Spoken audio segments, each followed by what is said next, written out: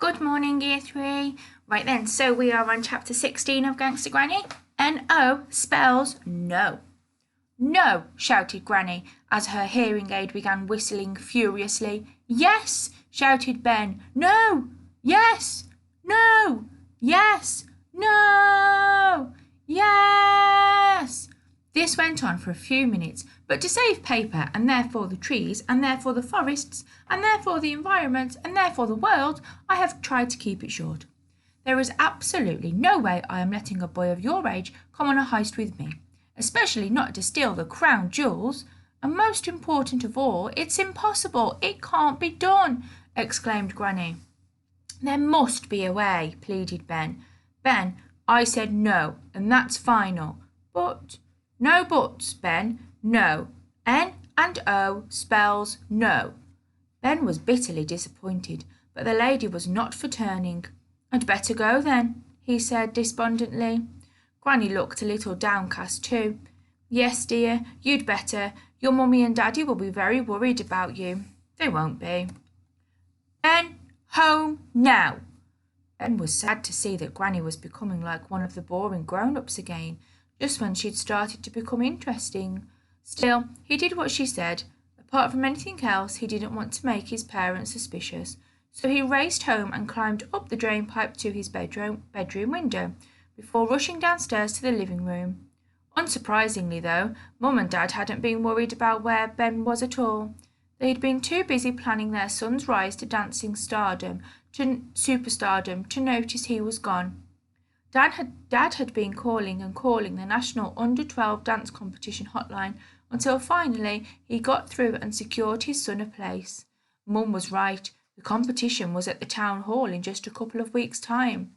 There was no time to lose, so Mum had been working every waking moment on her son's love bomb outfit. How's the rehearsals going, boy? Asked Dad. You look like you've worked up quite a sweat.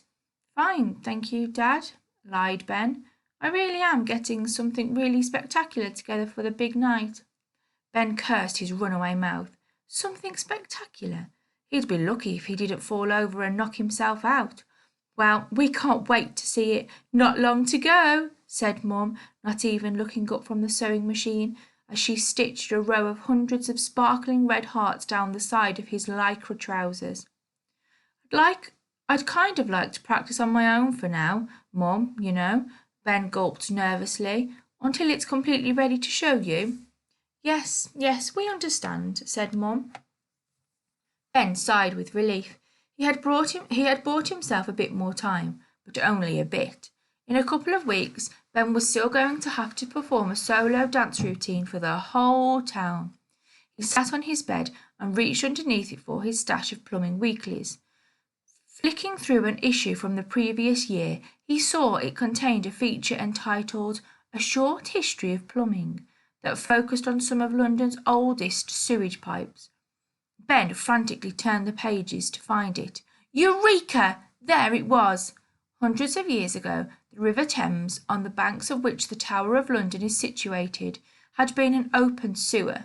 Technically speaking, that means that there was a lot of wee and poo in it. Buildings along the riverside simply had big pipes leading from their toilets straight into the river. In the magazine were detailed historical diagrams of various famous buildings in London, showing where their old sewage pipes connected to the river, and Ben's finger ran down the article. Yes, a chart of the sewer pipes at the Tower of London. This could be the key to stealing the crown jewels. One pipe was nearly a metre wide, big enough for a child to swim up, and maybe big enough for a little old lady too. The article also said that when the plumbing systems were modernised and proper sewers installed, a lot of the old pipes were simply left where they were because it was simpler than digging them up. Ben's head spun as he thought about what this meant. It was possible, just possible, that there was still a huge pipe leading from the Thames into the Tower of London, and that most people, apart from very keen plumbing enthusiasts, had forgotten it was there. Ben wouldn't have known himself if he hadn't been a long-term subscriber to Plumbing Weekly. He and Granny could swim up that pipe and get into the tower. Mum and Dad were wrong, he thought. Plumbing can be exciting.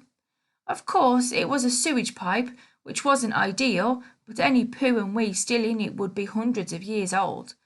Ben didn't know if that was a good or bad thing. At that moment he heard a creak in the floorboards and his bedroom door flew open. His mum burst in holding a big piece of lycra that looked ominously like his love bomb outfit. Ben quickly concealed the magazine under his bed, which made him look incredibly guilty. I was just going to get you to try this on, said Mum. Oh, yes, said Ben, as he sat on his bed awkwardly, his heels pushing the remaining plumbing weeklies out of sight of Mum's prying eyes. What's that? She said. What did you hide when I came in? Is that a rude magazine?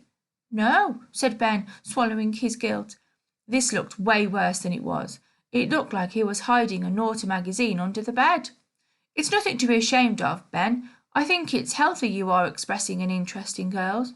Oh, no, thought Ben. My mum's going to talk to me about girls. There's nothing embarrassing about being interested in girls, Ben. Yes, there is. Girls are gross. No, Ben, it's the most natural thing in the world. She's not stopping. The dinner is nearly ready, love, come a shout from downstairs. What are you doing up there? I am talking to Ben about girls, Mum shouted back. Ben was so red that if he opened his mouth wide enough, he might be mistaken for a postbox. What? Cried Dad. Girls, shouted Mum. I am talking to our son about girls. Oh, right, Dad shouted back. I'll turn the oven off. So, Ben, if you ever need to bring. It was Mum's mobile phone going off in her pocket. Sorry, dear, she said, placing the handset to her ear. Gail, can I call you back? I am just talking to Ben about girls. Okay, thanks. Bye-bye. She hung up on the phone and turned to Ben. Sorry, where was I? Oh, yes. If you ever need to have a little chat with me about girls, then please do. You can trust me to be very discreet. Okay then, so your task today is you are going to write a persuasive letter to convince Granny to let you are Ben, come on the heist with her. You might also need to convince her to do the heist in the first place. Okay, so if we go back and we start from the very beginning, okay, we know that Granny is very, very adamant that she does not want Ben to come on the heist with her. However, she doesn't even know whether, she says it's impossible, it can't be done. Okay, but we know now that Ben has found a secret route through his Plumbing Weekly magazines. Okay, so you're going to be doing some persuasive writing, but not so much you'll be using in my opinion or for and against evidence. We're going to be looking much more at letter writing, okay? And we're going to do an informal letter to Granny. Okay, so here are some words that you may want to use in your informal letter writing, some vocabulary. Okay, so don't forget, you can pause this video when you come to do your writing and you can have that in front of you. All right, so here are your steps to success. I can include the sender's address on the right. I can include the date. I can include a suitable greeting. I can include an introduction. I can use question marks and write questions. I can use an exclamation mark and write exclamation sentences. I can include descriptive language and I can write in an informal style. Now, I know that may look a lot of steps to success for you today, but actually you'll be very surprised how quickly you can get all of those in. Okay, so let's start then. So I'm going to start off with my address. Okay, so I'm just going to make my address up because don't forget we are Ben. Okay, so we're just going to make it up. So 12 Brownlow Close. Now I don't know if that's real. It doesn't really matter. Now remember our address goes on this right hand side over here, doesn't it? Okay, and then on the next line I'm going to be in Epping, and that's in Essex, and I'm going to make up a postcode CM 16 4BP. Okay, so straight away we can highlight off our steps to success, I can include the sender's address on the right. Yeah, straight away, done. Okay then, so now I need to write the date. So the date is going to come underneath the address. Miss a line though. I'm going to put today's date. So it is Friday, the 15th of May, 2020. Just move that across so we can see it. And I'm going to just lift it up there. Okay, perfect. So I'm then going to miss one line. So jump down on the line below the date, come across to the left-hand side, jump down again, and that's where you're going to start your writing today. Okay. Who are you writing to? You are writing to Granny. Now this is an informal letter, so we're not going to start off with Dear Granny, okay, because that's quite formal. We're not going to say Dear Mrs. Smith, for example. I don't know if that's her surname, just made that up. Okay, it's going to be a very informal way. So perhaps how you would talk to your friends at school. So, hi, Granny. Very informal opening to start off. Okay, hi, Granny. Then I'm going to start off just underneath. Miss a line, remember? I know you haven't been at school for a long time, but still try to remember to write a line, miss a line. Okay, then, hi, Granny, miss a line, and then I'm going to just come underneath this comma here. I'm going to start off by using an exclamation sentence, because straight away I can tick that off my steps to success. What an exciting adventure you have planned. Okay, now remember when we do exclamation sentences, we must start with either how or what. Okay, so how wonderful your plan sounds. Okay, what an exciting adventure, and I spelled adventure wrong, you have planned. So we're going in straight away to say, actually, we're going to say that you've planned this and I'm going to come with you. We're not going to give Granny any chance to say, no, Ben, you're not. All right? So, what an exciting adventure you have planned. And then I'm going to start on a new line, write a line, miss a line. I really, you're starting off with your persuasion now. You're not saying, I want to be part of this. You're saying that you really, so I really want to be part of this thrilling, secretive heist to steal the crown jewels. Oh, no. Steal the extremely... I'm not spelling very well, very good today. And again, extremely famous crown jewels. Now, please remember, the crown jewels have got capital letters because it is a proper noun, okay? I really want to be part of this thrilling, secretive heist to steal the extremely famous crown jewels. I'm going to carry on. I am only young. No. I'm going to keep starting my sentence with I.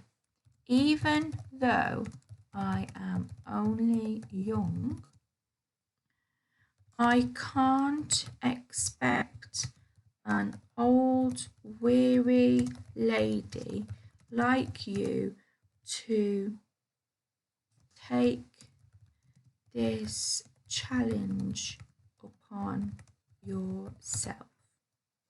So you're saying there, actually, well, you don't really want to go on your own, Granny. You're a bit old, actually. You need somebody that's young that can come and run fast and do things for you that maybe you can't. Okay?